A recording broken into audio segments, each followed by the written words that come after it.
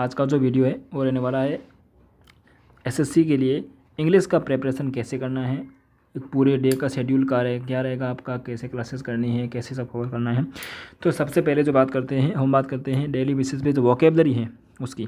ठीक है, वोकेबलरी में आप चाहें तो आप या तो रानी मैम की जो क्लासेस मैंने दे रखी है उसमें से पर डे एक क्लास ले, उसके नोट्स बनाएं, उसको रिवाइज़ करें, या फिर आप नीतू मैम के जो वॉल्यूम 1 है उसके पीछे जो दी हुई है वोकेब, उसमें A to Z दी हुई है, पहले A के वर्ड फिर B के वर्ड ऐसे, या फिर ब्लैक बुक में सारे प्रीवियस ईयर हो जाएंगे। इसमें आपको पर डे 20 सिनोनिम्स उनकी परफेक्ट स्पेलिंग के साथ, कि जो सिनोनिम याद कर रहे हैं उन वर्ड्स की आपको स्पेलिंग अच्छे से याद उसी समय कर लेनी है कि बाद में आपको वापस से याद ना करनी पड़े।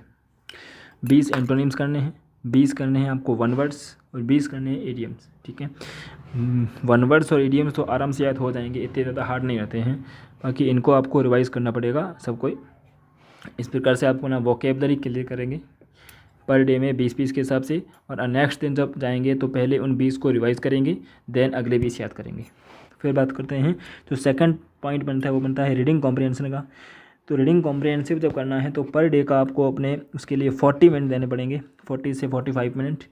उसमें आप कोई नॉवेल्स पढ़ सकते हैं, या मेरी माने तो सबसे अच्छा रहेगा आप न्यूज़पेपर पढ़ ले, कोई इंग्लिश न्यूज़पेपर द हिंदू है, द टाइम्स ऑफ इंडिया है, तो उसका एडिटोरियल पार्ट जो होता है वो पढ़ना है। ठीक है, और उसमें भी अगर कोई इम्पोर्टेंट वर्ड आता है तो आप उसको नोट करना है, उसको लिख लेना है, उसको हाईलाइट करके उसको रिवाइज़ कर देना है फिर से।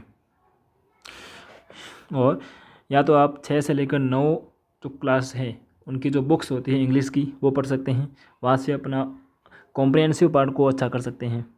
और इसके साथ ही आपको क्लोज टेस्ट एंड पैसेज जो प्रीवियस ईयर में आ रखे हैं उनको सॉल्व करते रहना है खुद से, कि आप कर पाते हो या नहीं कर पाते हो। उसके बाद जो तीसरा पॉइंट बनता है वो बनता है ग्रामर सेक्शन का। तो सबसे पहले ग्रामर सेक्शन में या तो आप क्लासेस ले रहे हो तो अच्छी बात है, वहाँ से आप सारे नोट्स बनाओ, उन नोट्स को रिवाइज़ करो।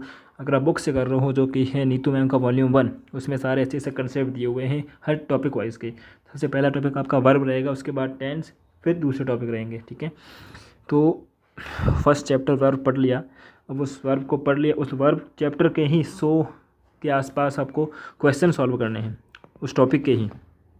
ठीक है, इस प्रकार से हर चैप्टर के 100 क्वेश्चन या उससे ज़्यादा है तो आप उसे सॉल्व करें। ठीक है, और उसके बाद आपको सारे रूल्स याद हो जाएंगे, मतलब उनको रिपीटेडली आपको सॉल्व करने पड़ेंगे, इससे आपको सारे रूल्स से वो याद हो जाएंगे।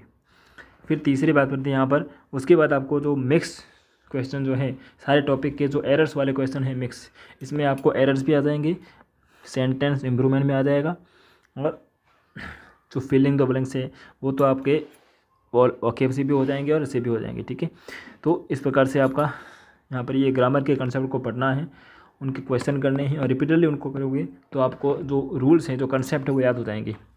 इसके बाद ही आपको पर टॉपिक पढ़ लिया है। ठीक है, अब उस पर टॉपिक जैसे वर्ब पढ़ लिया है तो वर्ब टॉपिक के यूट्यूब पे जाके क्लासेस देखें, सीधे क्वेश्चन देखें जो टीचर करवा रहे हैं। जैसे कि अच्छे टीचर के नाम लूँ तो एक आता है नीतू मैम का है, फिर हो जाएगा रानी मैम की है, एक मनीषा बंसल करके टीचर हैं। तो इन सारे के यूट्यूब चैनल्स पे पर टॉपिक के क्वेश्चन दिए हुए हैं, उन क्वेश्चन को कैसे सॉल्व करना है, अप्रोच क्या रहेगी वो उनसे बता रहे हैं। तो पहले तो आप खुद करें, उसके बाद वहाँ से भी देखें ताकि आपको एक न्यू अप्रोच पता चले। तो इस प्रकार से आप अपना इंग्लिश का सेक्शन जो है वो कवर कर सकते हैं। धन्यवाद।